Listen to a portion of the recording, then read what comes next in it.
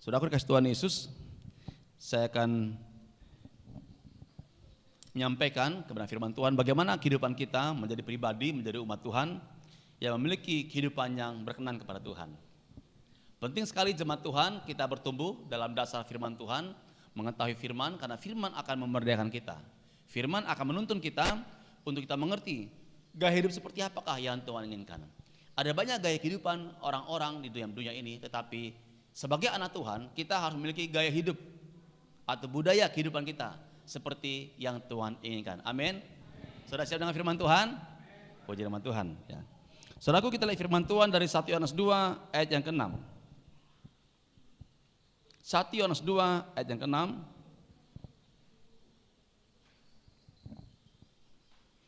Kita akan baca firman ini bersama-sama.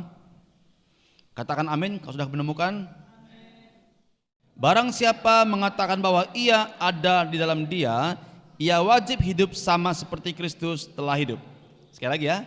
1, 2, 3. Barang siapa mengatakan bahwa ia ada di dalam dia, ia wajib hidup sama seperti Kristus telah hidup. Bapak Ibu Saudaraku dikasih Tuhan Yesus, kita telah menerima Yesus.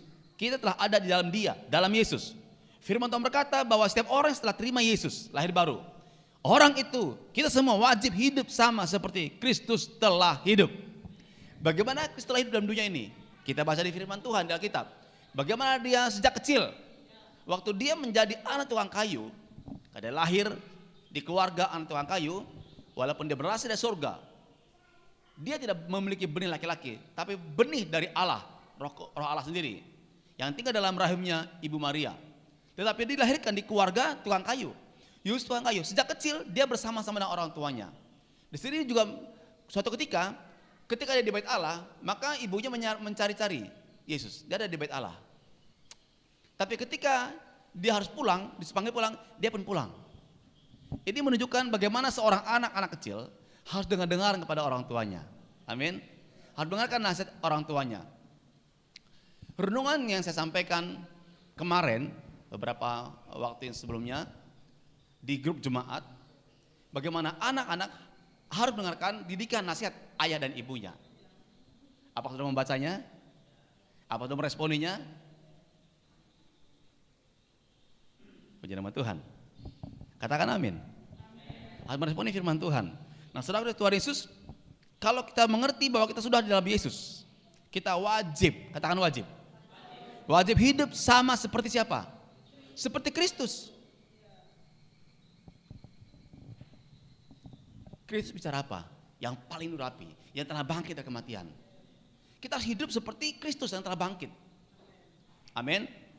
Amin. Katakan aku, hidupku bukan aku lagi.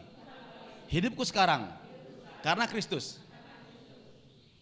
Untuk mengasihi Tuhan ya. Oke, puji Tuhan. Saudaraku, sebagai anak Tuhan Yesus, kita memiliki gaya hidup yang berkenan kepada Tuhan, yang sesuai dengan kehendak Tuhan. Bukan seperti gaya hidup yang dunia tawarkan. Dunia menawarkan gaya hidup, misalnya bagaimana anak-anak remaja. Gaya hidup di akhir zaman sekarang, karena firman Tuhan berkata, kasih kebanyakan orang akan semakin dingin. Orang tidak mempedulikan agama, tidak mempedulikan Yesus maksudnya, enggak mempedulikan ibadah. Mereka berlagak tahu. Ya, pernah baca firman itu? Mereka enggak mau dengar nasihat lagi, melawan orang tua. Orang tua harus mendidik anak dalam kebenaran firman Tuhan. Tapi anak melawan. Itu adalah spirit, ciri kehidupan dunia yang ditawarkan, terutama dari zaman ini. Dengan teknologi makin canggih, situasi semuanya berkembang, ya. Dan juga ada himpitan kuasa-kuasa ekonomi. Saudaraku, dunia menawarkan gaya hidup yang baru bagi anak-anak muda, bebas, nggak mau terikat, nggak mau diatur orang tua, lepas selepas-lepasnya. Sebebas-bebasnya, bergaul pun sesuka-sukanya, memilih pasangan hidup pun sesuka-sukanya. Padahal orang tua itu punya otoritas mendidik anak-anaknya, mengarahkan dia supaya memiliki pasangan hidup yang orang tahu akan Tuhan, yang lahir baru. Saudaraku, tapi dunia mengajarkan gaya hidup anak muda yang bebas. Kalau saudara melihat fenomena, bukan fenomena, kisah nyata, di kota-kota besar sampai ke kota kita hari ini juga, ada kelompok orang-orang yang hidup mau bebas, nggak pulang ke rumah, betul? Rambut cat suka-sukanya, anting di sini mana-mana semua, hidup ditindik. Ya kalau di Bandung itu banyak sekali. Dititip peniti gini, oh sampai sini, ini teliti sampai sini gini. Peniti kalung begini, digabung-gabung.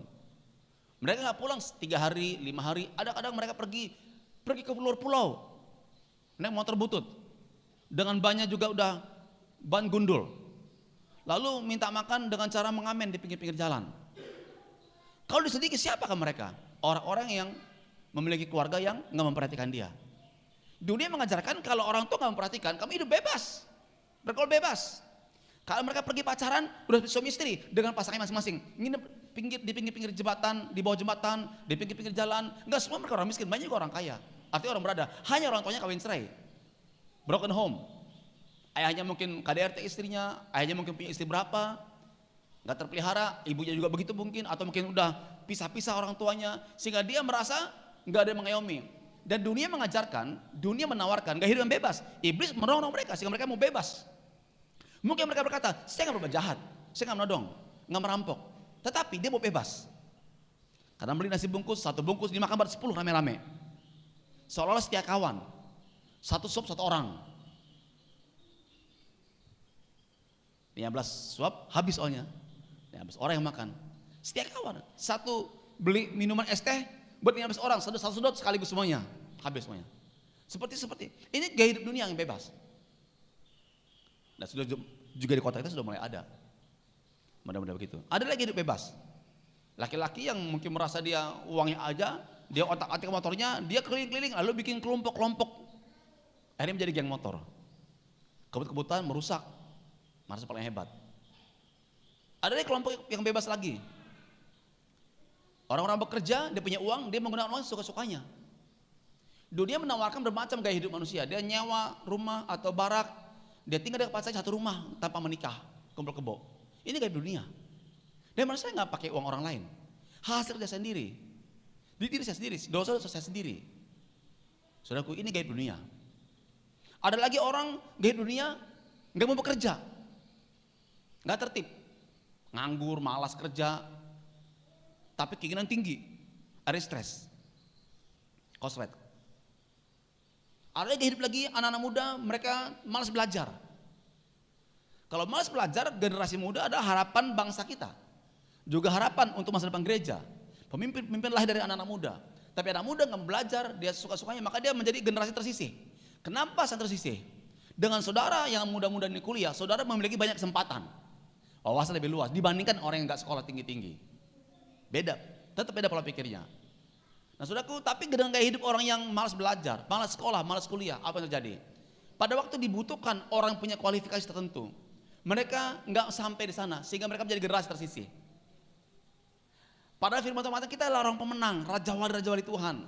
Tapi mentalnya, karena mentalnya masih burung pipit, sehingga pada waktu penyisihan, perusahaan meng-hire, mencari tenaga kerja yang dibutuhkan, punya kualifikasi seperti begini, kuat mental, tahan banting, bisa bekerja di bawah tekanan. Enggak ada yang kepilih. Mengapa? Karena hidupmu saudara kalian dibentuk dengan memble, malas belajar, dan juga lembek, gampang tersinggung. Milikilah sifat anak-anak kerajaan surga. Amin. Saya yakin orang-orang tua pasti pengen anak-anaknya berhasil. Saya mau tanya orang-orang tua di sini, apakah saudara ingin anak-anak saudara tidak berhasil? Enggak diberkati? Miskin? Susah hidupnya? Atau pengen diberkati? Siapa orang tua sini pengen hanya diberkati Tuhan berlimpah-limpah, menjadi mental pemenang senantiasa? Boleh angkat tangannya orang-orang tua. Haleluya. Itu doa orang tua. Amin. Saudara kalau kelak menikah pun juga harus punya spirit yang sama, hati kerinduan yang sama, punya anak-anak yang dilatih, makanya dibawa gereja dibentuk supaya apa? Supaya mereka memiliki sifat pemenang dalam Tuhan. Di gereja ini, di rumah rohani sudah diajar memiliki budaya pemenang. Katakan pemenang. Karena kita lebih dari pemenang. Karena Kristus telah bangkit dari kematian. Amin. Saudaraku, kita firman Tuhan yang terkenal sekali dari Roma 12 ayat yang kedua.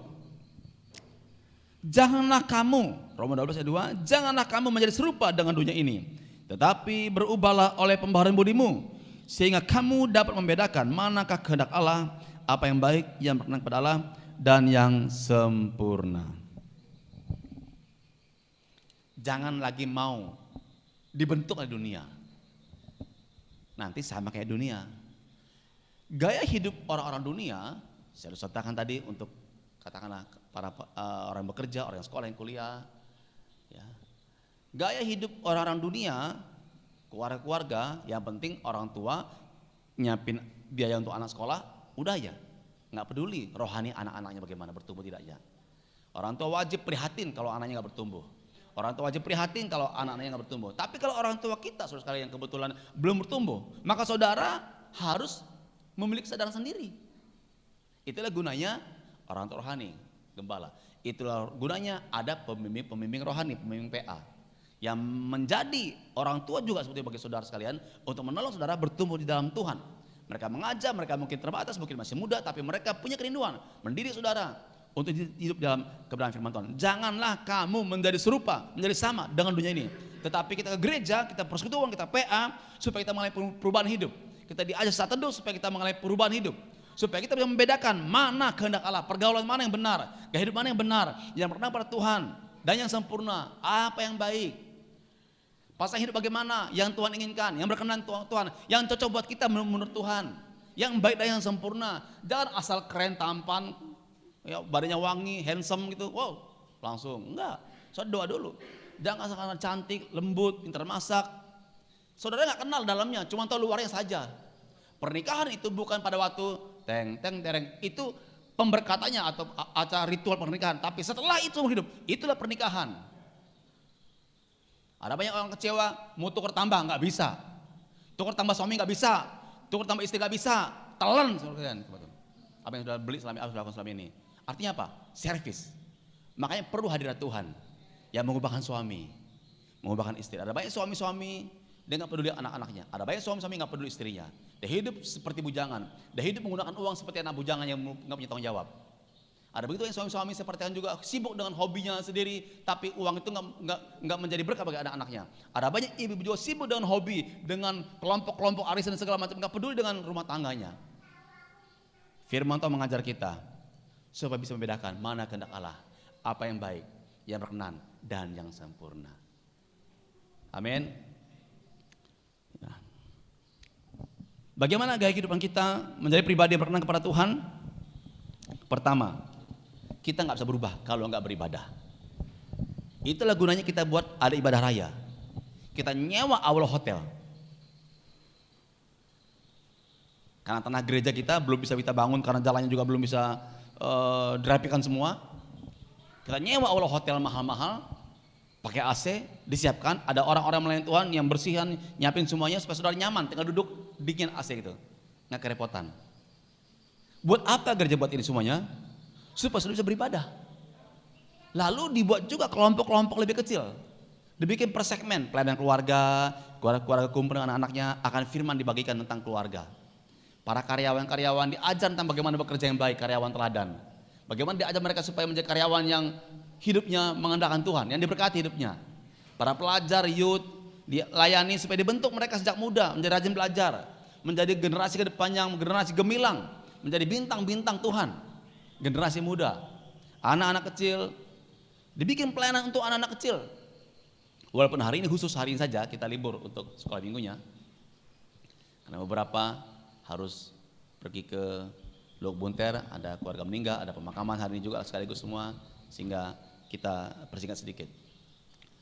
Saudara kasih Tuhan Yesus, buat apa ini semua? Supaya jemaat diajar dan bertumbuh. Ada hamba-hamba Tuhan memberikan dirinya untuk membimbing pemuridan.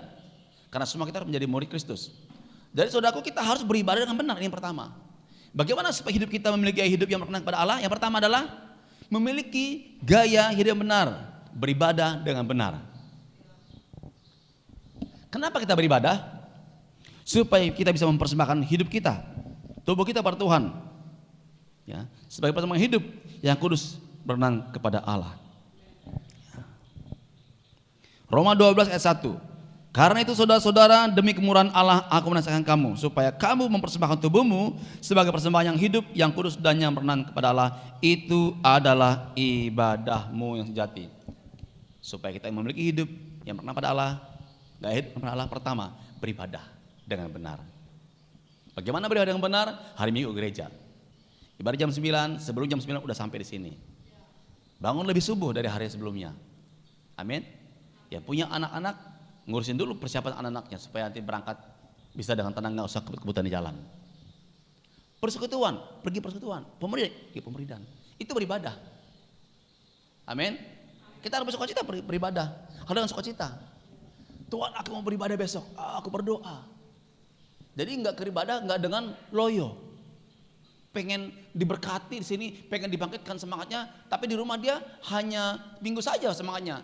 Lalu Senin sampai Sabtu loyo lagi, salah. Every day, setiap hari saudara mengalami hadirat Tuhan.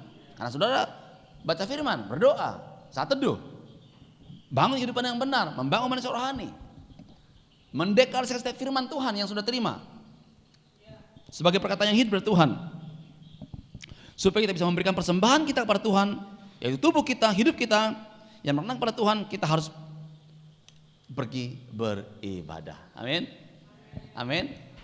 Perlu beribadah kan? Katakan, saya mau beribadah. Ada ibadah raya, ada persekutuan, ada pemuridan. Boleh enggak? Saya cuma satu aja, cuma PA saja, nggak bisa. Semua diikutin. Itulah bentuk kita bertumbuh di rumah rohani ini. Mungkin suatu ketika kita perlu retreat gabungan seluruh jemaat retreat, misalnya di ujung Pandaran, di pantai kita nyewa hotel tempat retreat bersama-sama, ada aulanya. Itu pun beribadah juga. Itu bukan jalan-jalan, walaupun mungkin nanti ada sesi, ada acara refreshingnya. Tetapi yang utama bukan refreshingnya, walaupun di pantai. Mata kita bukan ngeliat perahu terus atau ombak, tapi hati kita pada firman kebenaran.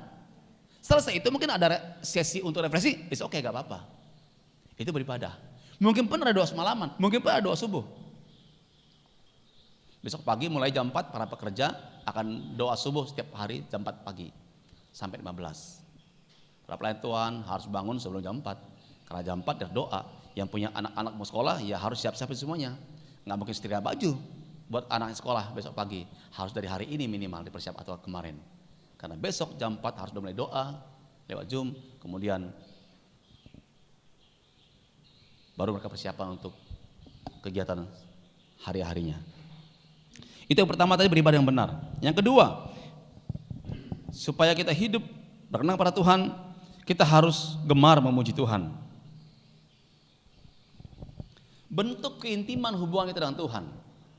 Kita mengasihi Tuhan, kita dapatkan di mana? Waktu memuji Tuhan dan berdoa. Saya mengatakan makanya doa dan pujian penyembahan itu membawa kita naik ke hadirat Tuhan. Mengalami Tuhan, mengalami perjumpaan dengan Tuhan di tahta Tuhan. Salah satu bentuk keintiman kita dengan Tuhan adalah dengan memiliki gaya hidup yang suka memuji Tuhan. Karena Tuhan bersemayam di atas puji-pujian kita. Ya. Mazmur 22 ayat 4. Atau kalau di handphone itu ayat 3 ditulis ya. Ayat 3 ya, kalau di handphone. Padahal engkaulah yang kudus yang bersemayam di atas puji-pujian orang Israel. Oke. Dari Tuhan itu Allah yang kudus bersemayam. Ada di atas orang-orang yang memuji Tuhan. Kalau sudah mendengarkan lagu rohani, memuji Tuhan, mental saudara, hati dan iman saudara, iman percaya saudara akan dibentuk lewat pujian yang sudah dengar tadi. Makanya pilih pujian, lagu-lagu yang membangun iman kita. Betul nggak? Jangan menyanyikan atau mendengarkan lagu-lagu membuat mental saudara nggak bangkit. Terutama lagu-lagu dunia, itu jelas sekali. Lagu patah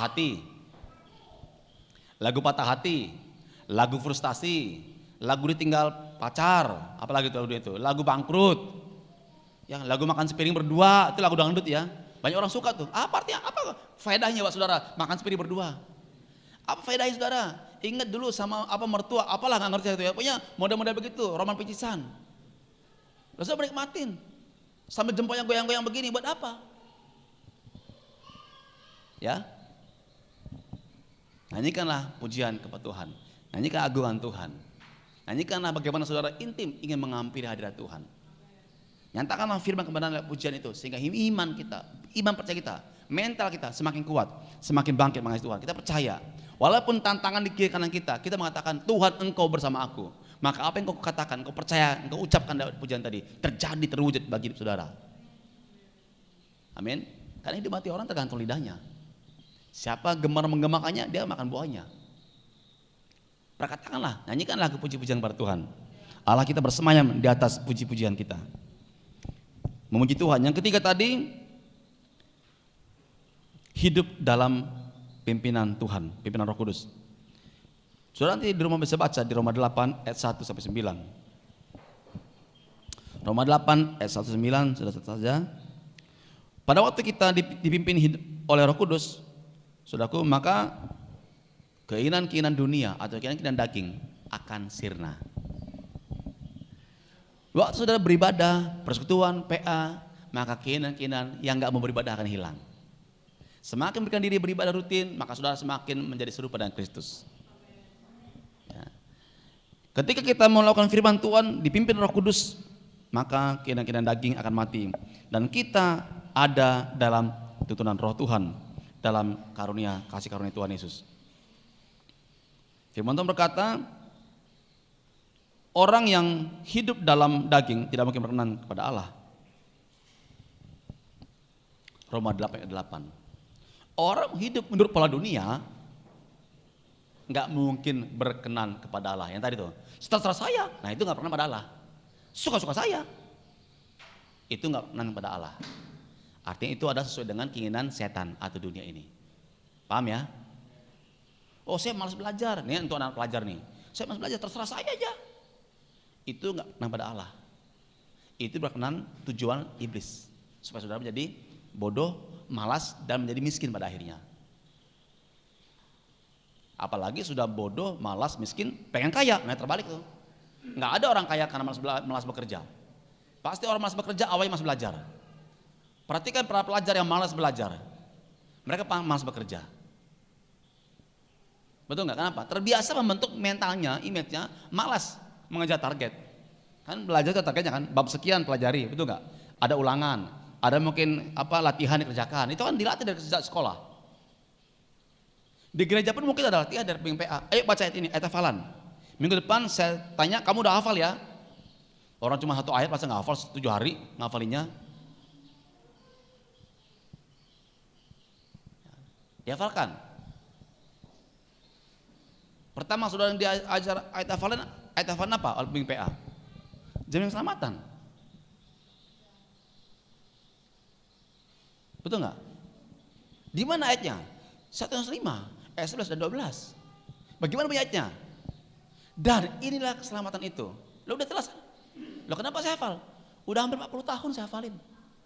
Nggak akan lupa lagi. Udah menjadi bagi hidup saya. Ayat 12, saya tambahin ayat 13 bahkan. Jemaat yang DPA-kan, tolong pemimpin PA ajar ayat hafalan itu supaya mereka mengerti firman Tuhan, menghafalkannya dan belajar rajin menghafal firman Tuhan. Pelajaran PA jangan cuma lewat bab 1 bab 2. Tanya mereka paham betul yang DPA-kan itu diajar itu. Kemudian suruh mereka membuat rangkuman. Rangkuman apa? Ceritakan apa yang kamu dapat dari PA ini. Begitu dalam mendidik jemaat. Mereka menjadi orang yang pintar dalam Tuhan. Sehingga mereka bisa melakukan firman Tuhan dengan pengertian yang benar. Dengan sukacita. Ya. Yang keempat, berada di dalam rumah rohani. Oke. Ya. Saat kita berada dalam rumah rohani bersama-sama, maka gaya hidup kita akan menjadi baik karena kita memiliki pergaulan dari siapa dengan siapa kita bergaul. Kita firman Tuhan Mazmur 1 ayat 1. Berbahagialah orang yang tidak berjalan menurut nasihat orang fasik, yang tidak berdiri di jalan orang berdosa, yang tidak duduk dalam kumpulan pencemooh. Kalau orang yang dia nggak bergabung dengan orang-orang mencemooh, nggak suka firman Tuhan, dia akan berbahagia.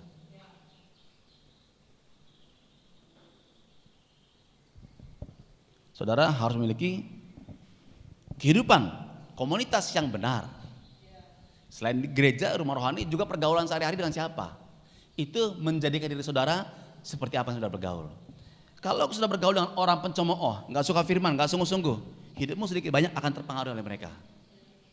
Milikilah komunitas pergaulan orang-orang. Makanya persekutuan itu kita ada teman persekutuan.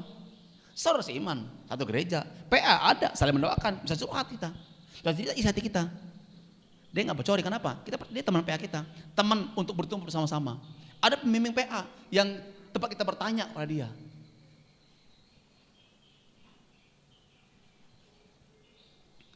Saudara harus berada dalam satu komunitas yang benar. Bersama siapa kita berjalan, bersama siapa kita bergaul, itu membentuk kehidupan kita. Saya ingat dulu waktu masih SD suka dikasih tahu oleh orang tua atau kakak saya juga. Bergaullah, berteman dengan orang-orang yang pintar, yang pandai, nggak suka bolos, nggak suka nyontek. Bergaullah dengan orang-orang yang duduk di depan, nggak di belakang. Karena biasa di kelas di belakang itu orang-orang yang malas belajar gitu ya. Yang di depan tuh dia pengen di depan. Dia pengen lihat papan terus jelas, dia pengen dengerin guru mengajar, dan dia selalu lebih serius belajar. Karena kalau dia pemain-main akan ditegur guru. Kalau di belakang sembunyi. Itu zaman saya SD. Nah saat itu, walaupun tahun 70-an, saya masih ingat sampai hari ini.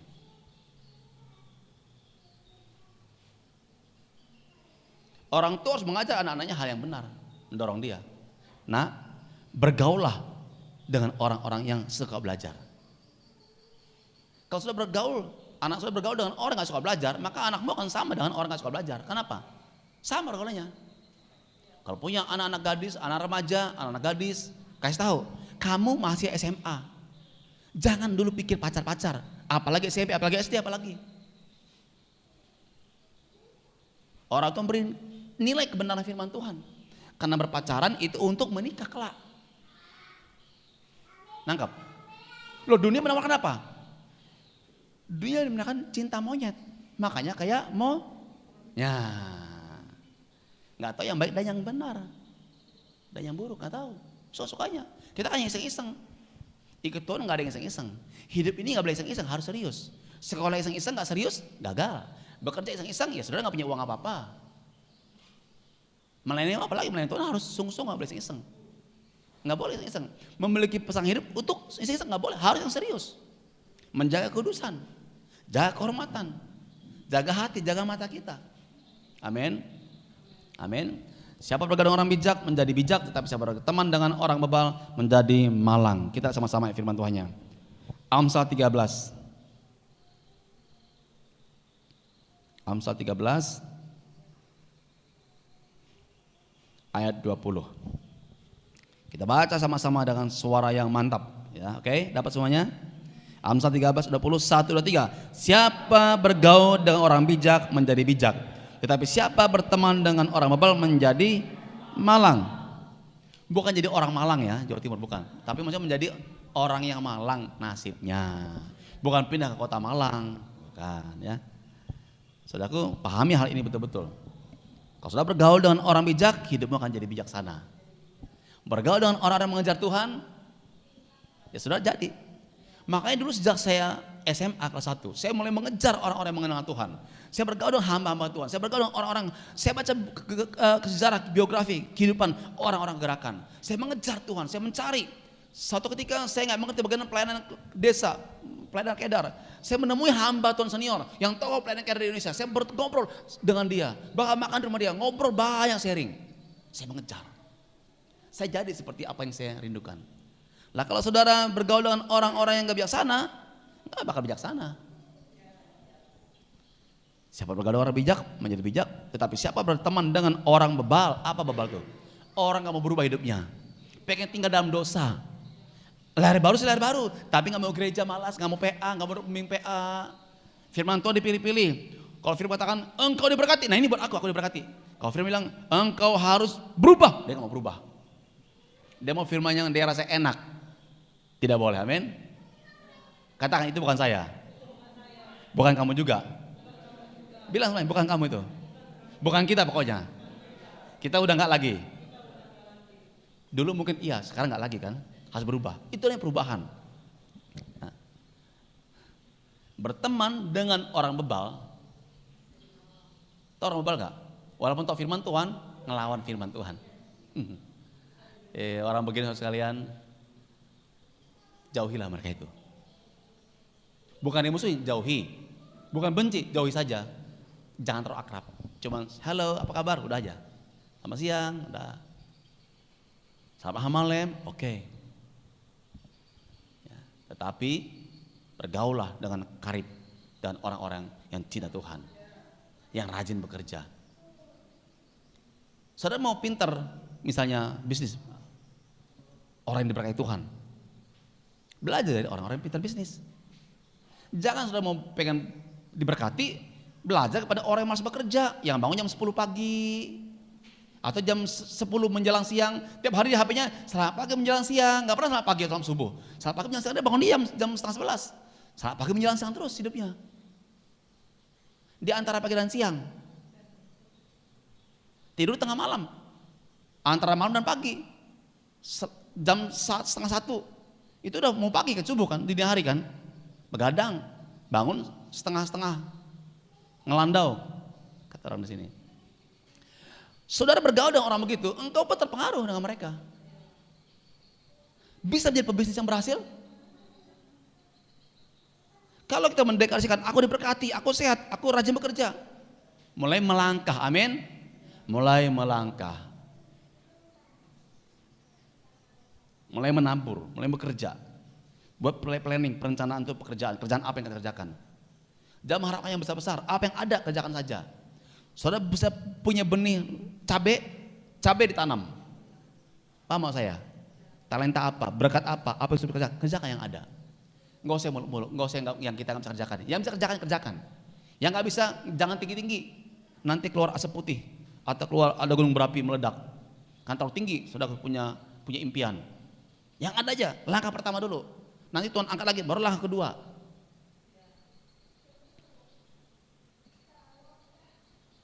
Perhatikan bagaimana orang-orang yang sukses mengawali langkah dia bekerja atau usaha. Satu, mental pemenang. Saya melihat ada banyak orang-orang susah hari ini. Dulu mereka orang miskin. Tukang jual koran di pinggir-pinggir jalan bahkan dia menjadi konglomerat yang sangat kaya sekali. Penghasilan bahkan sampai ratusan triliun, puluhan triliun uang dia, asetnya. Awalnya dia tukang koran. Itu tukang koran? Koran gitu, pagi-pagi itu. Tapi mentalnya rajin. Kalau saudara mau hidup sukses, mau bekerja dan rajin, engkau pun akan memiliki hidup yang sama. Pelajar sama. Enggak ada, saya ingat dulu tuh orang-orang tua kami mengatakan enggak ada orang yang bodoh, yang ada malas.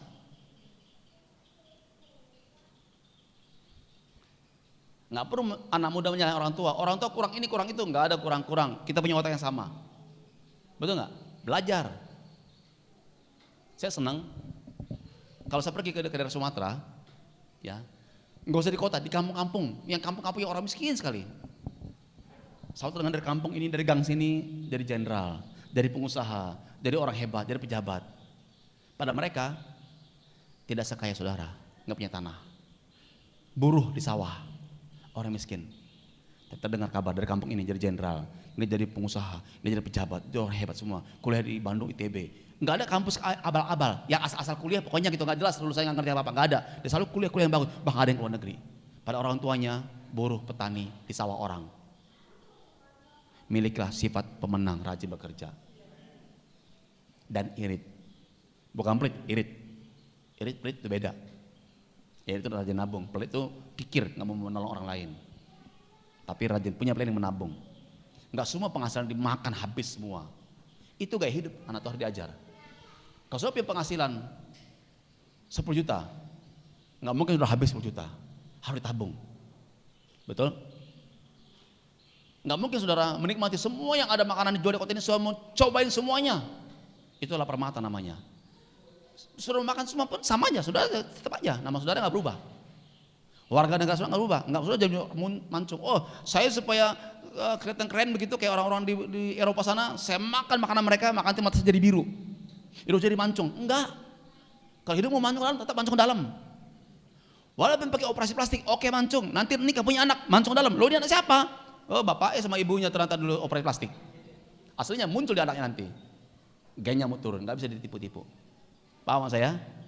Tapi sifat karakter mental bisa berubah. Amin. Sifat mental karakter itulah yang mendasari, mengubahkan kehidupan saudara sekalian. Di gereja, di rumah rohani sudah dibentuk, diajar hal itu. Amin. Contoh khotbah ini yang saya sampaikan. Saya nggak nyampaikan kepada saudara, saudara adalah diberkati Tuhan, cuma gitu aja. Tapi nggak tahu dasarnya. Kita tuntun selangkah demi selangkah.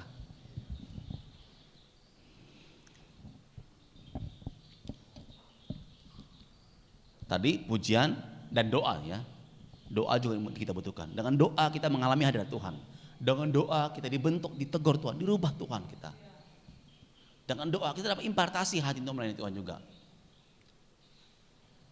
Yang berikutnya saudara sekalian, gaya hidup yang Tuhan inginkan, yang Tuhan perkenan adalah menjadi orang yang suka memberkati atau suka memberi.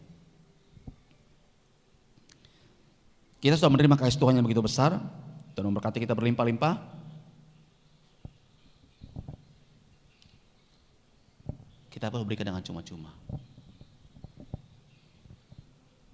Memberitakan kabar baik, kabar keselamatan itu berita cuma-cuma. Harus sampaikan berita anugerah Tuhan.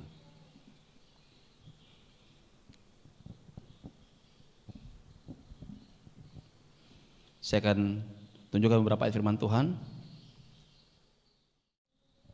Yang Tuhan inginkan kita suka memberkati atau memberi. Kita lihat ayatnya sebentar. 2 Korintus 9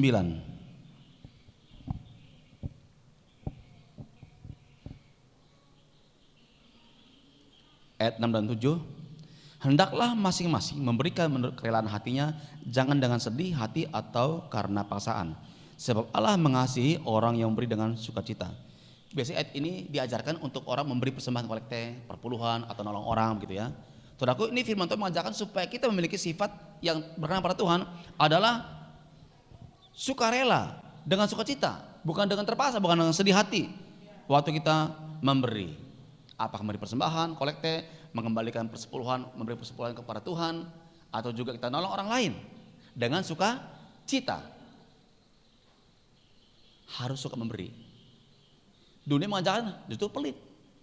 Kita nerima saja, tapi nggak mau nolong orang. Ke gereja pun sama. Saya harus ajarkan di sini. Saudara kalau memberikan, pertama kan bukan orang dulu, uang kita kepada Tuhan dulu, persepuluhan. 1/10 dari hasil penghasilan kita atau gaji atau keuntungan kita. 1/10 itu milik Tuhan, harus dikembalikan. Amin.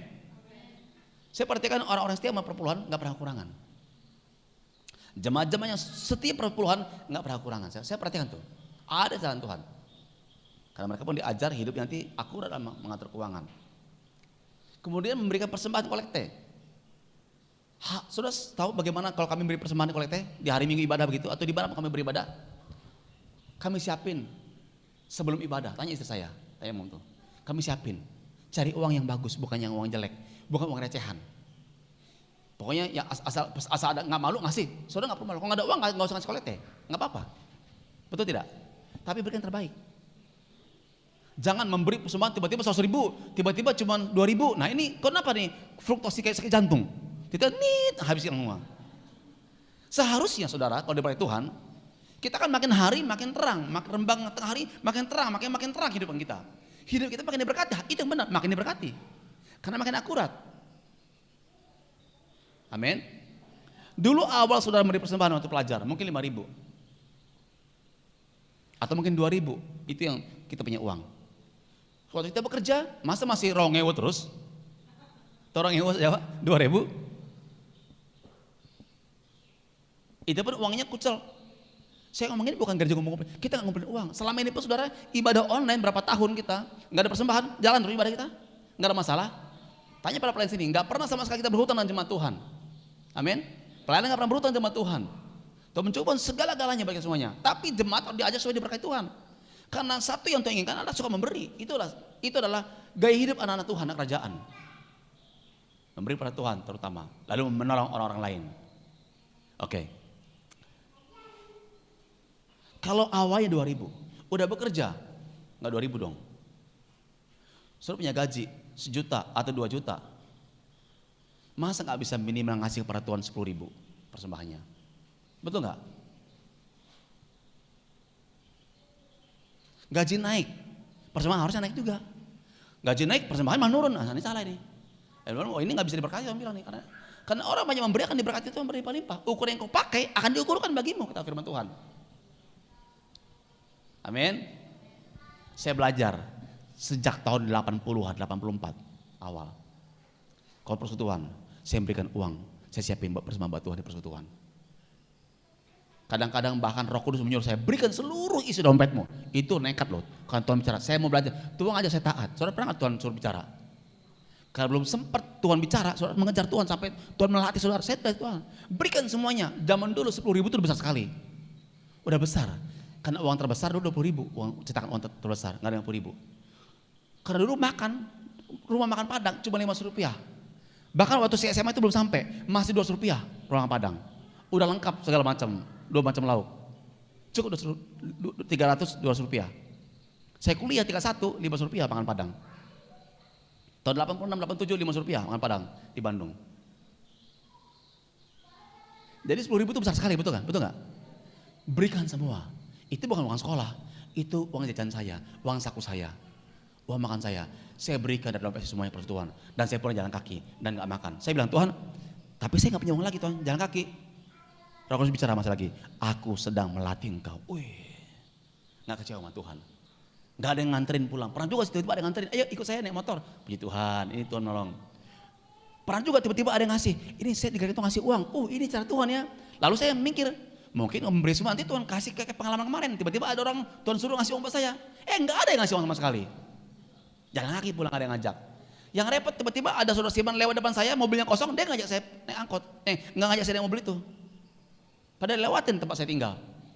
Saya belajar gak pernah kecewa. Kalau saudara mau jadi orang pemenang, siap tidak kecewa. Siap dibilang tidak adil. Tetap memandang Tuhan, bertanya, Tuhan apa mau Tuhan? Tuhan bilang sama saya, aku sedang melatih engkau.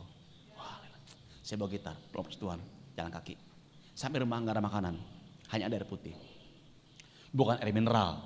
Air mineral dulu zaman dulu masih termasuk mewah. Nggak kayak sekarang. Air putih biasa.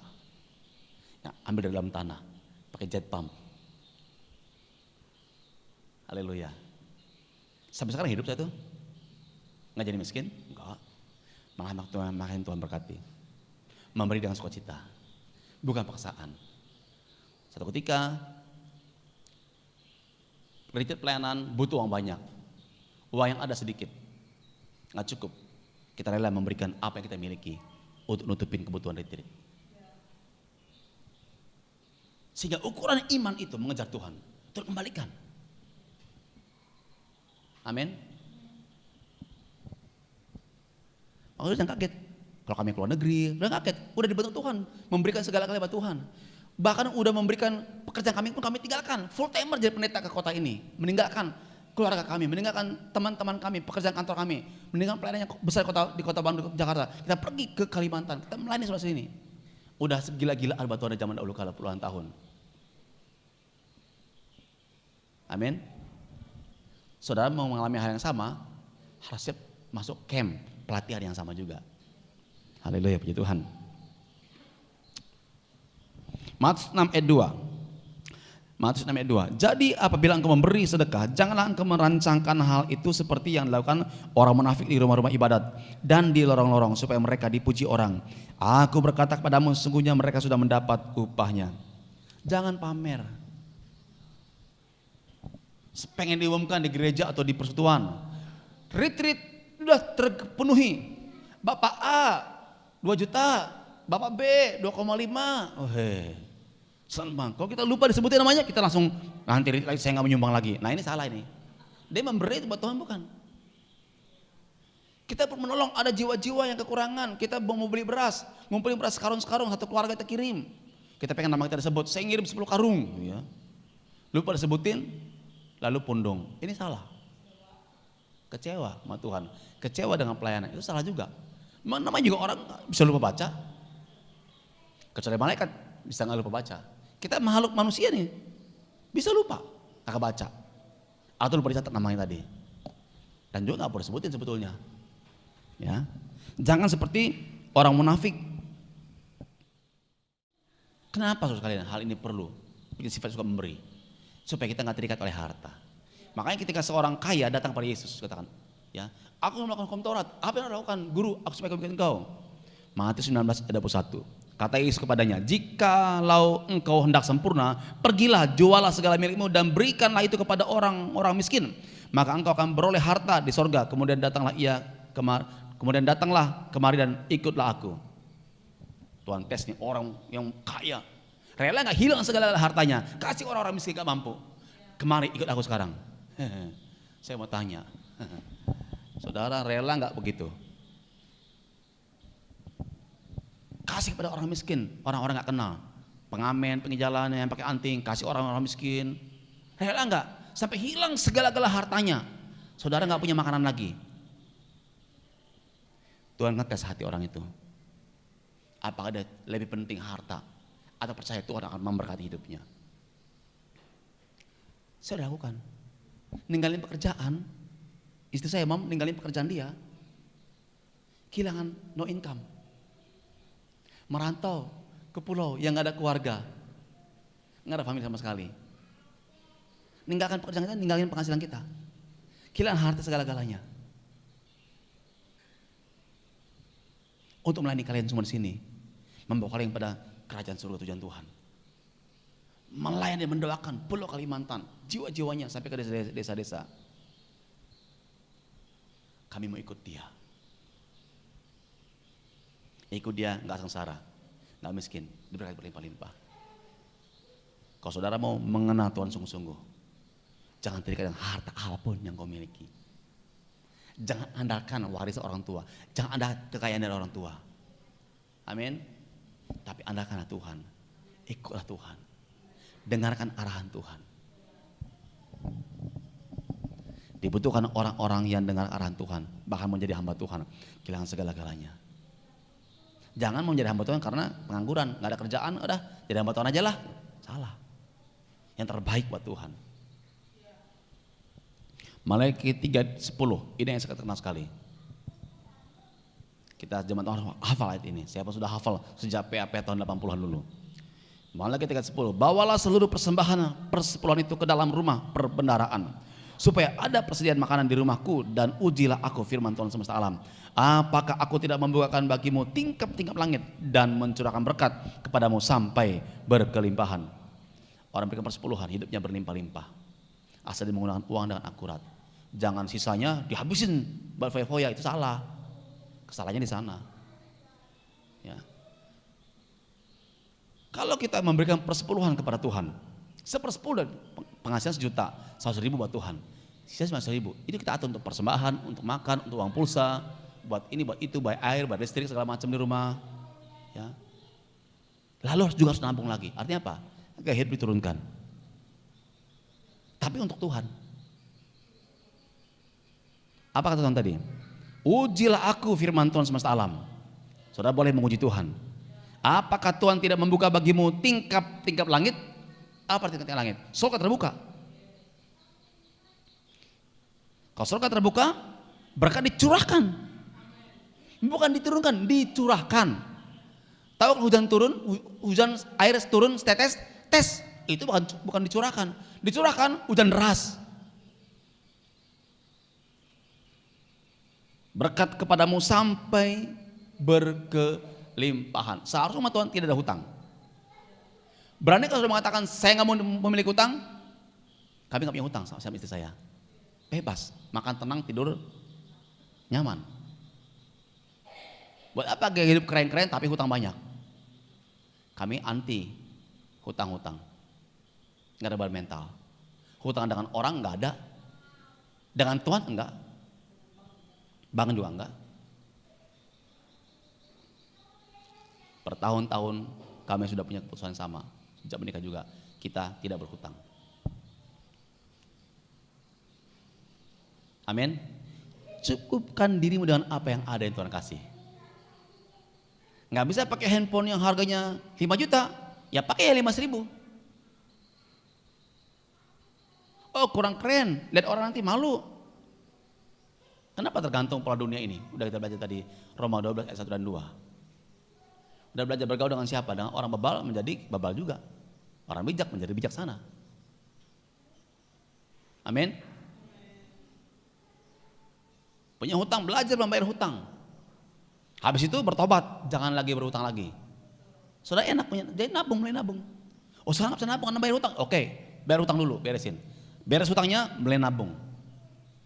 Saya ngajar laki-laki anak muda, engkau ngapain melamar wanita pengen punya pasangan hidup kalau engkau sendiri belum punya penghasilan, belum punya pekerjaan yang tetap. datang dengan uang orang tua, itu bukan anak laki-laki yang baik. Oke? Amin.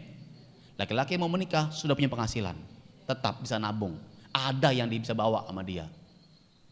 Jangan cuma bawa badan doang. Amin. Harus juga kehidupan seperti itu. Persepuluhan. Ya. Lukas 6 ayat 38. Ini banyak ayat ini karena saudara supaya melihat hal ini. Ya, bukan sekali lagi, bukan karena gereja mengumpulkan uang seperti biasa orang lakukan, tidak sama sekali. Kita bukan di tipe pelayanan seperti itu. Lukas 6 ayat 38. Sama-sama kita baca. Dapat semua, amin. Oke, 1, 2, 3. Berilah dan kamu akan diberi. Suatu takaran yang baik, yang dipadatkan, yang digoncang, dan yang tumpah keluar akan dicurahkan ke dalam ribanmu. Sebab ukuran yang kamu pakai untuk mengukur akan diukurkan kepadamu. Saudara memberi, akan diberi. Bukan hanya memberi kepada Tuhan kolektif, tapi memberi kepada pelayanan, iya, tapi memberi kepada orang juga yang membutuhkan. Saudara punya adik, kakak wajib nolong adiknya untuk sekolah dan kuliah. Di sini yang punya adik-adik, kakaknya, relakah engkau nggak kuliah demi adikmu kuliah? Saya mau membabat habis nih mental orang-orang di Kalimantan nih yang suka egois deh, emosi. Enak aja dia, bapak kita nggak punya uang, sayangnya saya dulu, terserah dia, masing-masing ja. Sorry, itu bukan budaya kerajaan surga, itu budaya neraka. Kakak abang yang baik rela nggak kuliah, adiknya kuliah.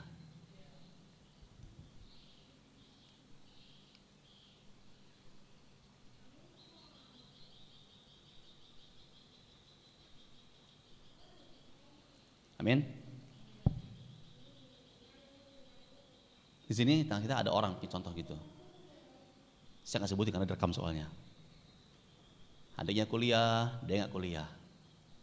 Dia kerja mebel, makan seada-adanya.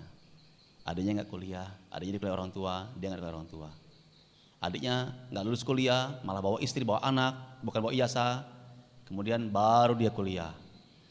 Harusnya dia udah lulus kuliah zaman dulu, dia baru kuliah. Untung masih bisa keterima di perguruan tinggi negeri. Wah, Tuhan gak ada yang terlambat. Jadi sarjana juga.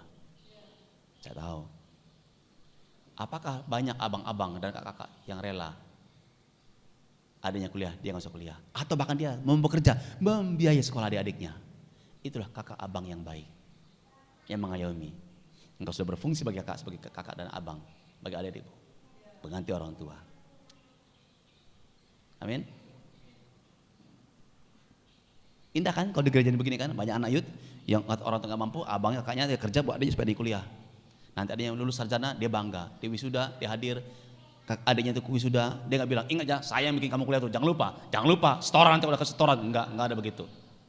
Amin. Nggak pakai ancaman, macam-macam kau lah, nggak ada begituan. Paling ancamannya rajin belajar, nilai bagus, IP-nya berapa. Jangan pula adiknya udah disekolahin kakaknya, IP jelek. Berilah dan kamu akan diberi. Suatu takaran yang baik, yang dipadatkan, digoncang, yang tumpah keluar, akan dicurahkan ke dalam ribanmu. Sebab ukuran yang kamu pakai untuk mengukur akan diukurkan kepadamu. Biar yang menjadi dasar keyakinan bagi depan kita. Lukas 6:30. Berilah kepada setiap orang yang meminta kepadamu, dan janganlah meminta kembali kepada orang yang mengambil kepunyaanmu. Jangan diputar balik firman ini. Saya meminta, jangan minta kembali ya. Nah, ini salah. Anak Tuhan nggak begitu mentalnya. Amin. Ada yang butuh, dia bisa bantu. Tapi jangan lupa, yang sudah bantu uang apa? Jangan uang susu anak. Ya kan? Saudara tadi punya uang buat jalan-jalan, itu boleh buat bantu orang. Uang sekolah jangan buat bantu orang lain.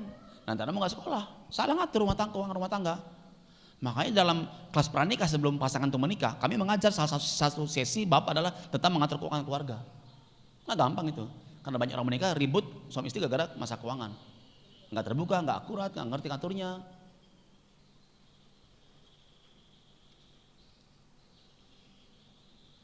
Orang meminta dibantu.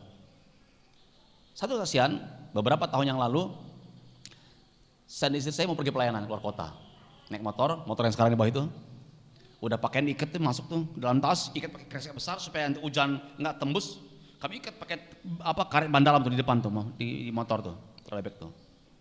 Dulu ban motornya kasih ban motor trail. Udah pakai sepatu, mau berangkat, pagi sekali, tiba-tiba datang seorang bapak. Oh pak, ketemu. Oh, Paulus pak, masuk, ngobrol. Pak, anak saya sakit. Cucu saya sakit. Cucu dia kan? Lalu gimana pak? Saya perlu uang nebus obat ke apotek. Saya nggak punya uang. Bapaknya belum gajian. Anak siapa? Cucu siapa? Itu paling pikir dunia kan? Tapi sebagai anak Tuhan, saya nggak boleh begitu. Oh ya, disebut jumlahnya. Jumlah uang itu jumlah uang terbesar di dompet kami, dompet saya. Saya nggak harus bilang langsung kasih, karena saya sudah menikah. Kalau belum menikah, saya tegar langsung kasih. Kata orang bilang harus istri sepakat dulu. Saya nggak masuk kamar, saya bilang ke mom, ini bapak ini perlu uang, anak cucunya sakit, perlu nebus obat.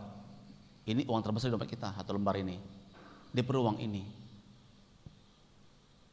Memang motor sih udah isi bensin, tapi kan perlu uang receh lagi buat nanti kalau tambal ban bocor, pengalaman jalan begitu kan. Ke luar kota. Saya bilang doakan saja. Iya, memang kita pasti doakan. Tapi sekarang ini bukan doa, dia nebus obat di apotek ini sekarang ini. Bapak ini bukan jemaat kita, bukan jemaat gereja. Ibadah minggu nggak pernah hadir. Anaknya apa lagi anaknya? Terus saya keluar lagi. Saya beri waktu Roh Kudus nanti bicara sama istri saya. Kami begitu, sepakat dengan istri, nggak pernah uang apa keluar tanpa sepakat berdua. Kemudian saya kamar lagi, saya bilang, Roh Kudus bilang sama saya, berikan semua uang itu. Saya betulkan. Tuhan, saya bilang, istri saya ini keren nih. Ya, dia ninggalin pekerjaannya, dulu uangnya nolnya berapa, ini jauh di bawah gitu, tapi ya berikan semuanya. Udah, oke pak, karena kami mau berangkat, kami belum bisa ngeliat cucu bapak, kita berdoa dan kita kasih uang itu. Dan berkati pak ya dia pulang. Nebus obat. Pagi-pagi tuh, apotek belum buka tuh. Itu saya udah buka sepatu. Ayo saya bilang, ayo kemana? Berangkat. Dia nggak terbiasa gaya hidup begitu. Kan teratur di Jakarta kan. Dengan uang tinggal sisa receh-receh, kita berangkat keluar kota. Naik motor. Dengan iman nggak hujan, ban tidak bocor. Tuhan pulang pergi, ban nggak bocor. Tapi cara yang ajaib, kita pergi keluar kota pelayanan, berapa hari kemudian Tuhan ganti semuanya berlipat-lipat kali ganda. Bisa membuat hidup. Ya, untuk saat itu ya, untuk kami hidup 3 bulan, Tuhan kasih uang. Saya perlu sebutin jumlahnya, cukup untuk hidup 3 bulan buat kami. Mereka yang beri uang itu jauh sekali dibandingkan uang yang Tuhan kembali kepada kami.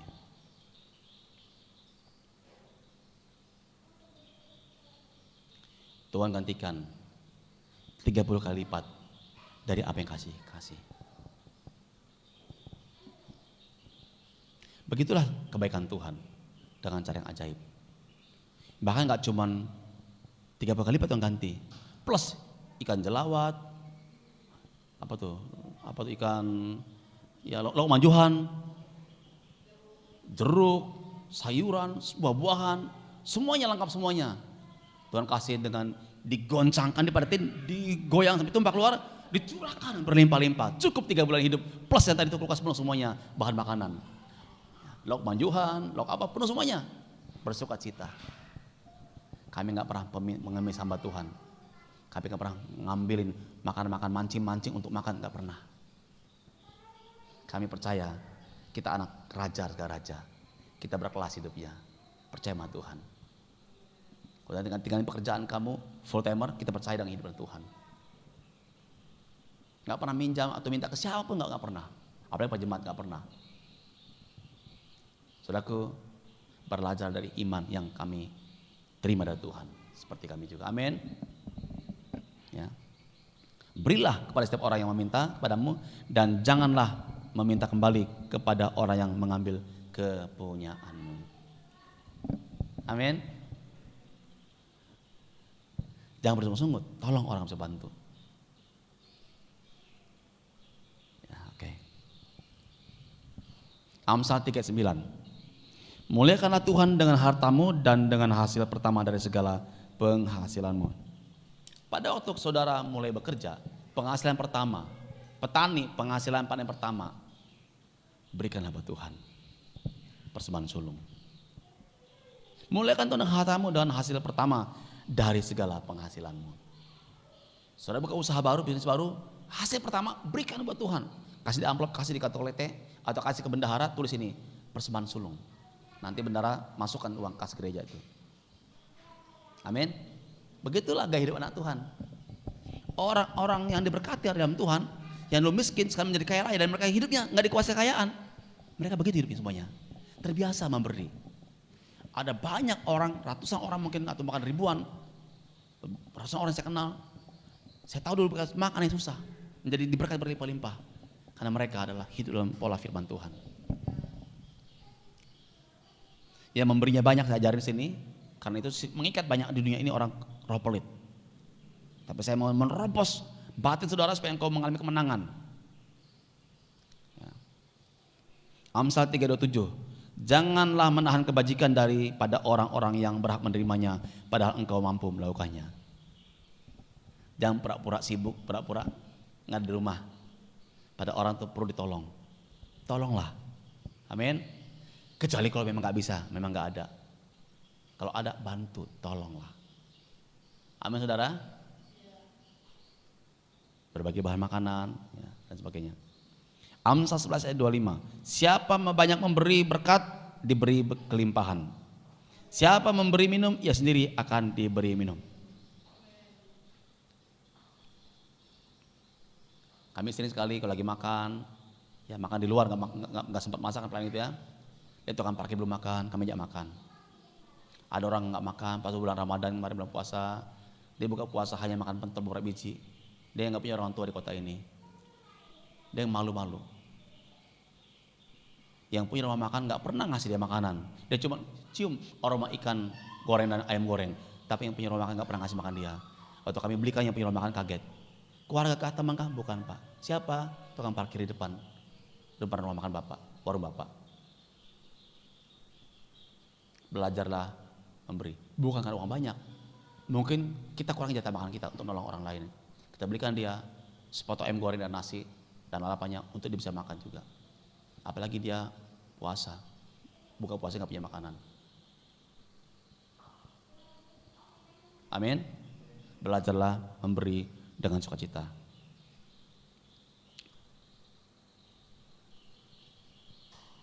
Saya bacakan 2 Korintus 9 ayat 8. 2 Korintus 9 ayat 8. Dan Allah sanggup melimpahkan segala kasih karunia kepadamu, supaya kamu senantiasa berkecukupan di dalam segala sesuatu dan malah berkelebihan di dalam pelbagai kebajikan. Tuhan sanggup buat kita penuh berbagai kebajikan. Pertama, memberikan persepuluhan, persembahan kolekte juga. Persepuluhan itu sepersepuluh dari penghasilan pekerjaan kita. Jangan dikurangin. Banyak orang nggak sepersepuluh, cuman dikasihnya 1/30. Ini salah. Tuhan nggak butuh uang saudara, tapi hatimu yang dibentuk. Amin. Amin. Kalau sudah mau diberkati, beri persembahan pada Tuhan. Belajar memberi persembahan yang baik.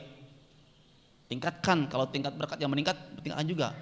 Memberi juga membantu orang lain, sering-sering membantu orang lain. Apalagi orang tua sendiri harus dibantu. Ya.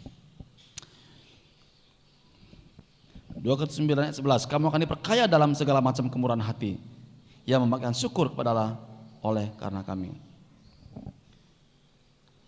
2 Korintus 9 ayat 10. Ia yang menyediakan benih bagi penabur dan roti untuk dimakan, ia juga yang akan menyediakan benih bagi kamu dan melipat gandakannya dan menumbuhkan buah-buah kebenaranmu. Artinya usahanya berkembang. Tuhan menyediakan benih bagi penabur, itu modal. Dan roti itu dimakan, itu makan sehari-hari.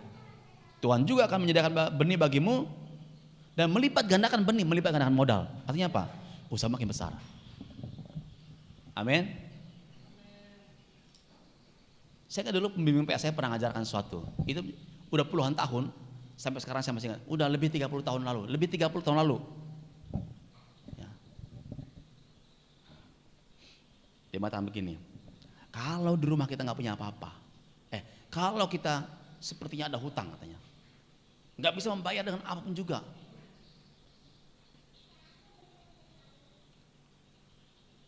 Dia mengatakan,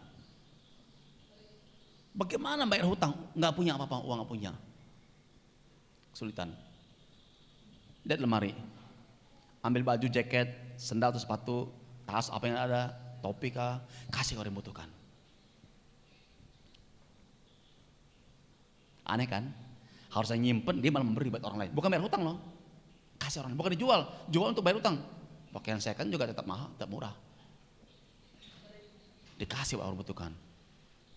Meminta Tuhan. Tuhan curahkan berkat. Tuhan hancur hati itu Tuhan sebetulnya. Hancur hati orang yang punya utang tadi Tuhan sebetulnya. Dia punya hati untuk membayar hutang, enggak punya, dia kasih ke orang apa yang dimiliki. Tuhan kasih berkat, nah bisa bayar hutang akhirnya. Ini satu kunci rahasia. Amin. Jangan tahan-tahan, sudah punya pakaian banyak tapi nggak dipakai, atau masih dipakai tapi ada orang bisa membutuhkannya, berikan itu. Jangan hanya ngasih baju yang udah robek-robek, layak pakai. Saudara nggak mau pakai lagi, layak buat orang lain, berikan yang baju yang bagus juga, jas, jaket, kasih aja orang lain. Amin. Tuhan melipat gandakan benih saudara.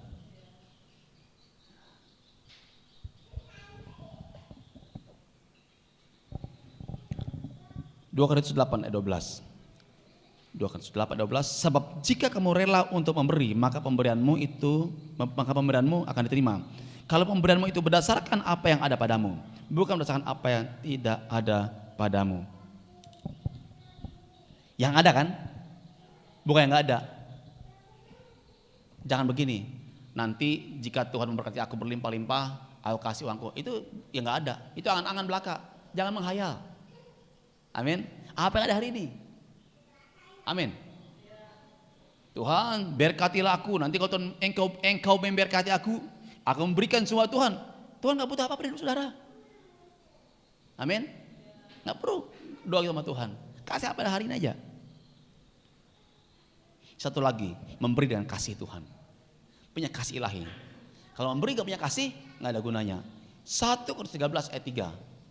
Ya, pasal 13 itu kan tentang kasih. 1 Korintus 13. Dan sekalipun aku membagi-bagikan segala sesuatu yang ada padaku, bahkan menyerahkan tubuhku untuk dibakar, tetapi jika aku tidak mempunyai kasih, sedikit pun tidak ada faedahnya bagiku. Memberi tadi dengan kasih kepada Tuhan, membantu orang dengan kasih kepada Tuhan. Kalau tadi kasihan saya kasih tahu, menolong orang menebus obat untuk cucunya, itu untuk contoh saja, bukan untuk diomong-omongin Pak Saudara. Terlalu banyak kisah-kisah yang dalam kehidupan saya, tapi itu yang satu kesaksian saja, supaya saudara sendiri melihat itu yang kerjakan. Amin. Ada berapa tadi? Bagaimana gaya hidup kita supaya yang Tuhan berkenan? Ada berapa tadi? Ada berapa? Ada 5. Belum 1 hari. Jangan lupa. Yang pertama, beribadah dengan benar. Kedua, memuji Tuhan dan berdoa.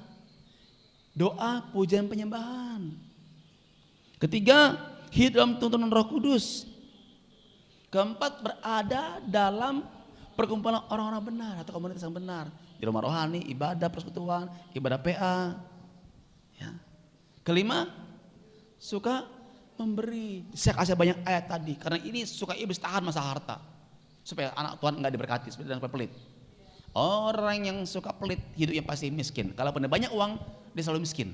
Loh aneh, banyak uang kok miskin? Iya miskin, nggak bahagia, maka stres, tegang, tensi tinggi, lalu stroke. Karena uangnya udah dipakai buat makan semua. Apa yang kita miliki hari ini, apa yang sudah miliki hari ini, itu bukan milik kita, milik Tuhan. Saya mau tanya, saudara ke dunia bawa harta nggak? Nanti pulang ke surga, tanah itu kebun sawit bawa nggak? Batu akik bawa nggak? Kecubung bawa nggak? Mas izin nikah bawa nggak? HP dibawa nggak? Bawa ke surga, buatan selfie di surga. Ini bawa nggak? Apa yang saudara bawa? Hati mempercaya perbuatan kita. Makanya lakukan sesuatu yang terbaik buat Tuhan selama kita di bumi ini. Memberi untuk melayani Tuhan, memberi untuk nolong orang lain juga.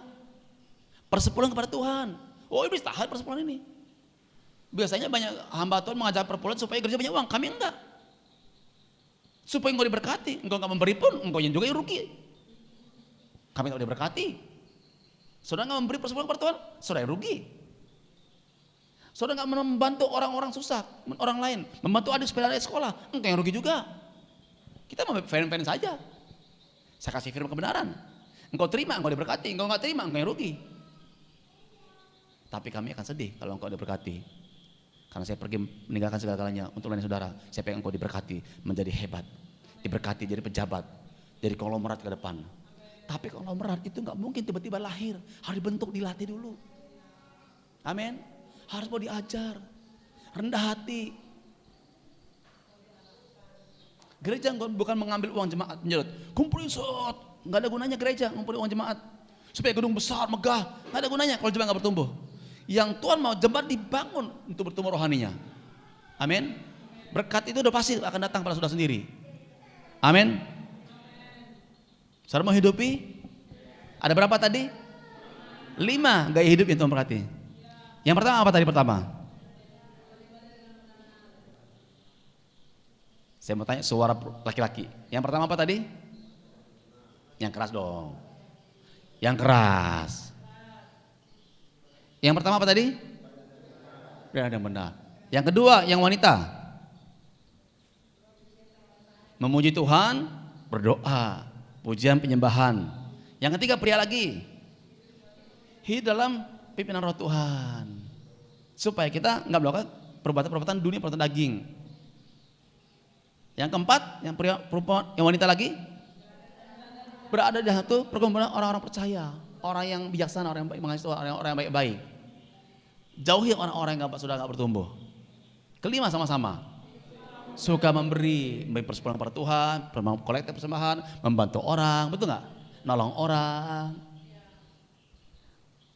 Kemarin sore habis kunjungan, kami naik motor, ketemu buaya nyebrang jalan nggak bisa, dia bawa kresek, dia pakai tongkat begini, ayan itu di depan Hotel Meridian, naik kasus kan trotoar tinggi, dia pembatas jalan, dia nggak bisa naik gini, mobil berseliweran, terus dia kayak orang sampai di motor kan, nggak peduli, semua pengen di depan semuanya, nggak ada yang mengalah, kelihatan roh egois tinggi sekali kota ini, kita harus hancurkan. Oke. Lalu saya udah seberang, saya berhenti, saya tunggu seberang, saya nyebrang lagi, bapak mau nyebrang, mari saya angkat. Saat dia tuh beli martabak, terang bulan, makanan, apa tuh minuman, apalah jus apa itu banyak itu ya. Dia pakai tongkat yang segi 4 gini, tinggi-tinggi. Dia nggak bisa naik, saya tarik badannya, besar badannya, naik atas, turun pelan-pelan lagi. Itu mobil motor nggak mau ngalah, tetap aja kita nggak tahu orang tua dituntun, jalan pelan-pelan nyebrang, nggak bisa dia pelan gini. Itu orang egois semua, naik motor, nggak peduli. Padahal sampai nggak ada macet-macetnya kok, nggak akan terlambat juga, di ngerem sih nggak akan terlambat juga. Seperti kota besar aja, pada kotanya sepi begini.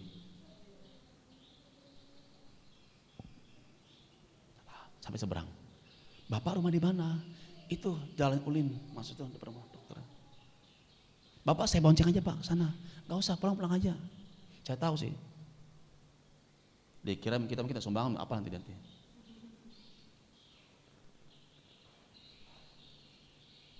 Kita murni menolong orang. Kadang-kadang orang itu perlu tolong. Kadang-kadang orang saudara nolong orang lain, orang nggak juga menerima tulus saudara nolong orang. Saudara tetap tidak boleh kecewa. Amin. Kan ini bermacam tipe orang. Saudara nolong nanti bisa juga orang berpikir nanti, jangan-jangan nanti dideketin dia mau minta sumbangan mau apa gitu kan, orang kaya gitu ya. Saudara yang penting melakukan dengan tulus ikhlas. Amin. Dengan sukacita. Tapi kami pantau apa itu. Takut nanti dia jalan dia ke tengah nanti nyerempet jalannya begini-begini. 20 cm aja bisa berapa menit ya? Kami udah ngelawan, belum nyampe juga. Kami pengen antar biar cepat sampai tuh. Tapi dia nggak mau. Bapak depan siapa sendiri? nggak tahu anaknya menantu nggak tahu mana-mana. Dia pasti banyak uang karena makan mahal-mahal. Nggak apa-apa. Pulang aja katanya. Hanya nyebrang doang nih bantuin. Hati dia urusan dia dengan Tuhan. Hati saya urusan saya dengan Tuhan. Saya nolong dia. Saya bangun sampai rumah dia nggak mau ya sudah. Amin saudara. Nggak perlu kecewa kalau orang nolak saudara. Nggak perlu kecewa kalau orang nggak bilang terima kasih. Amin. Lakukan terus ikhlas. Tadi mau saya kalau pintu rumah, mau saya PI sebetulnya, mau saya layanin. Itu sebetulnya. Kalau dia orang kayak orang apa, saya nggak peduli, nggak ada urusan buat saya sama sekali. Amin saudara. Lakukan sesuatu dengan tulus ikhlas. Puji Tuhan, kita berdoa.